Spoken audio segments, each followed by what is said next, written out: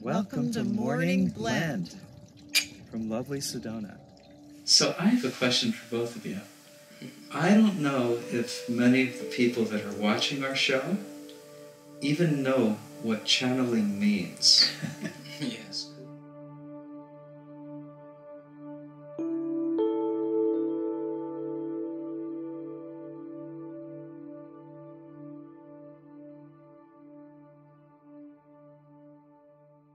Yes. Could you enlighten us on that? Adrian, you're new to channeling. You didn't know what it meant 2 years ago? Yeah, I guess I can give you my interpretation so far. It didn't come from the same place as maybe Lincoln, where it's inside. I got to that point when I realized what was happening, but first it was from an external event that happened. So I had an experience with ETs, which was pretty wild, and found myself on a spaceship and found myself talking to other life, and they looked human, and it wasn't like the movies. It wasn't super scary. But when that experience ended, I wanted to talk to them again, and I had heard you could do this through channeling, and I didn't know what that was, so I started researching, and they said there was books written by ETs, and there was people were talking to them, and it was coming through them, and I just thought it was the craziest thing ever. Yeah. Now, what do you mean by an ET? Because I think those are defined differently. Yes. Yeah. Exactly. Well, I was, and when I had this experience, it was very much like Hollywood ETs. I was like, there's this guy's on a spaceship, and I want to talk to them. And apparently through consciousness you can. Somebody told me this. And, it's sort of like that was the radio antenna to do it. It is very possible to speak to ETs. It's possible to speak to angels. They exist, and other things. And then you have your own higher self. Your God self is there too. And these all exist in higher dimensions. And so channeling is a process to sort of open your energy up and the possibilities up for you to take your consciousness and go speak either to the highest version of yourself, as Lincoln does, at the very, very highest point, or another being somewhere else. Channeling is just communication with other life and with your other multidimensional aspects of yourself.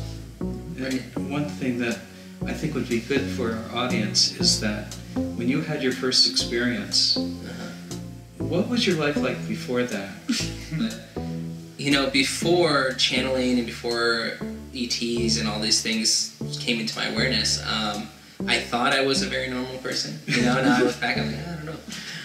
But I thought I was a pretty normal person. I was a business person. I was running a company, and it is a company I still own, and it is a little bit larger of a company. And that's what I was focused on. I was focused on for many years, serving my clients, my employees, building out technology, and I was very focused on that. Not to say I was focused in the material world or anything like this. That wasn't really what I wanted, but I wanted to make an impact, and I was really focused on business, and I wasn't really thinking of these things. So this was the perhaps furthest thing from your... It was the furthest thing ever. And it started before I had this experience. I just didn't realize it. I had a run-up of time where suddenly I wanted to eat differently, and suddenly I wanted to do some yoga, and I wanted to meditate. I downloaded Headspace, and I was like, I'm very stressed out. I'm going to listen to Headspace. And I heard that's what you do when you're stressed out, And I didn't know this was going on, and I just thought I was getting healthier. And then suddenly, what was really happening is my energy, my frequency was rising, and I didn't even know anything about frequencies or that you had such a thing. But that was happening this whole time, and then suddenly one day, whoop, I had an experience, and I was on a spaceship, and there was this being like, hey Adrian, we're gonna help you out here. They're gonna go a little bit faster now. They're gonna open up your chakras and everything. And I'm like, what are chakras? And where am I? That's crazy. They're like, don't worry about it. And then the next thing you know, I'm trying to figure out what's going on with my life and reevaluating everything. And so, what happened afterwards is that I realized that we're all one, we're all connected. It's a very loving and beautiful universe. It's not a scary place. It's not what Hollywood is trying to tell us. There's tons of life, all kinds of it. It doesn't even really matter at this point, to me at least, because it's all just like when you look on Earth. There's all kinds of life everywhere. You don't really look anywhere and not find life. So suddenly it's like there's multi-dimensional life, and we can't see them because they're on a different frequency, but they're there. And it's, you don't really even need to look at it as higher or lower. It's just more awareness, less awareness. Life has always been here in all the different forms. A lot of the stories back in the day were true. There were angels here and there. There were these weird ships in the sky, and there were people meeting with other people from the stars. It was always in front of our face. We just didn't know it. And especially now, it's a fun time because you can either see it all because we're connected with social media and the internet and you can Google things, or you can see none of it because you can hyper-focus on something. And that's what I was doing. I was hyper-focused on business. My way to manifest was brute force. I was like, I am going to wake up and I'm going to work on this until I fall asleep, and that's the end of it. And now when that pulled me out of that experience, it was a very abrupt thing. It was just like, whoa, what is all this going on? Why is no one talking about this? Why didn't I know about this? What does this have to do with me? What does this mean for me? And that led me down this rabbit hole where I had an awakening.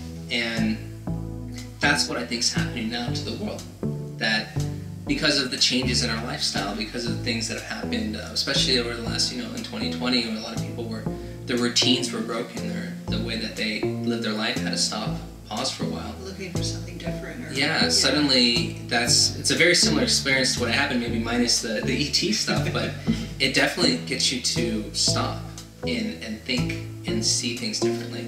And I think that was the biggest thing that happened. And what I found on the other end of that was beautiful. It was great. A lot of people are focused on stuff like ETs and things like that, and I was, for sure.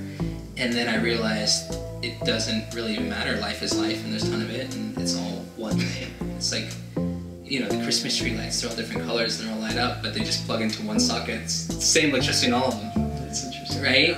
Life is like that. It's like all of these different shiny objects and beings and things. It's just one electricity flowing through one consciousness. I want to share too.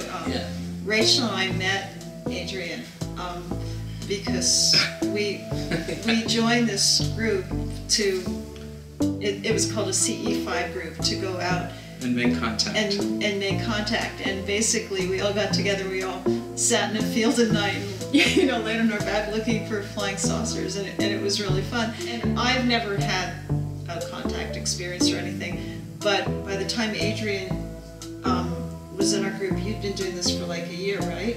I had been doing the C5 a little bit, but not really. But you'd been making contact. Oh, I had been making contact, yeah. I remember when we did the C5, I was like, why don't we just talk to them? You know what I mean? You just call them, But I remember, in that moment, that was a really crazy idea. It was so crazy. It was like, no, we can't do that. That's too much. It was kind of freaky. It was kind of freaky, And I felt some stuff behind me in her voices, and some of the people in our group really saw stuff. I was not one of them, so as of yet I still can't say I've been in flying saucer or anything, but it was pretty freaky.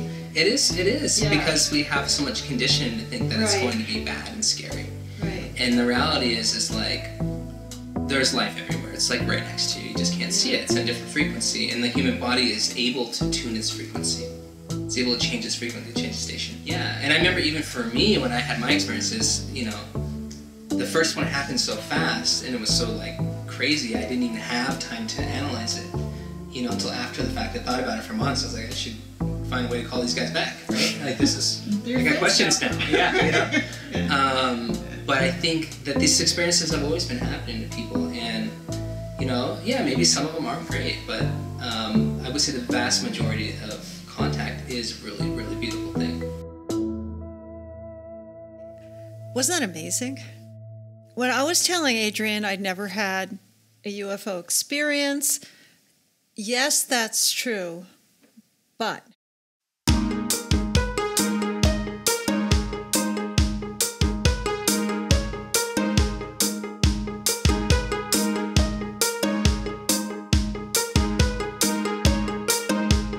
you say I'm a traveler. Well, I think you might be right. Traveled across this galaxy to shop at the mall tonight. You say I'm a traveler. Well, from all the charts I've seen, I gravitate to places where it's peaceful, safe, and clean. That's why we're headed to suburbia, country living in suburbia, where the beds are warm, the floors are clean, and the dogs are fat, and the lawns are green. They have the biggest stores you've ever seen in suburbia.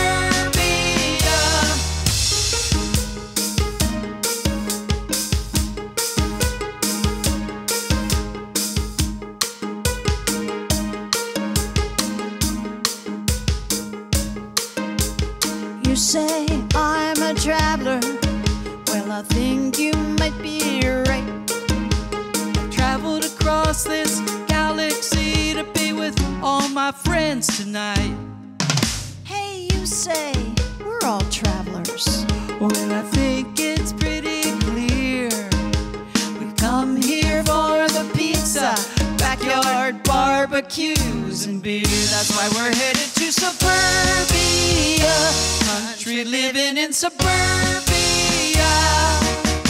where the beds are warm and the floors are clean and the dogs are fat and the lawns are green. They have the biggest stores you've ever seen in suburbia.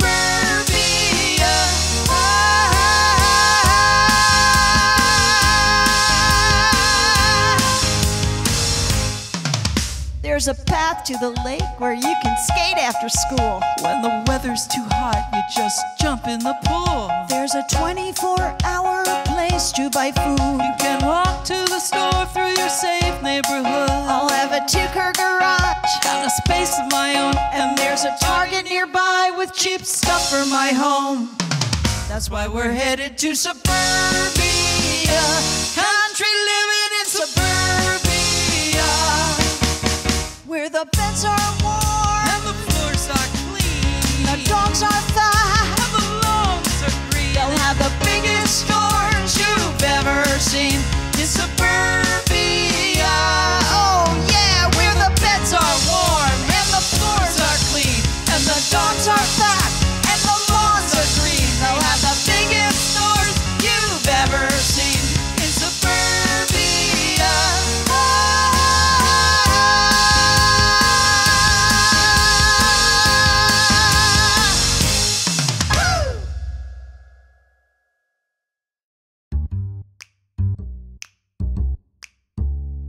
A psychic friend of mine named Julie, she said to me that I'm not from around these parts. So it's like, okay. So what do you But mean by not from around these parts? Julie said before we come to this earth, we come from different soul groups. We have different soul families. She said that I am a member of the Traveler group, which are kind of like galaxy gypsies. That's interesting. Yeah. So we like going from planet to planet. Well, let me get this straight. Right. So you're saying there's a group called the Travelers. Well, a soul group, yeah. A soul group. Before we come to this planet, yes. And so that would mean that they incarnate as a human, Right. as an earthling. Right.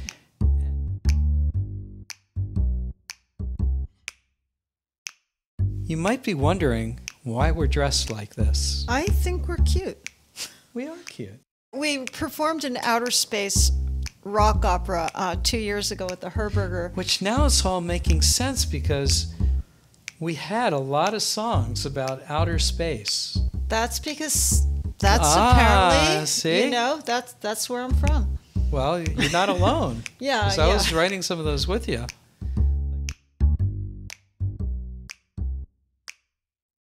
So then afterwards, we'd do a meet and greet, and people would come through and tell us, what they thought of the show. And so this one woman, she comes up to me. She grabs my hand. I remember that. She looks me right in the eye, and she goes, "I saw a spaceship once." Is that how she said it? She did. And I Yeah, said, really? "That's beautiful. Thank you for sharing that."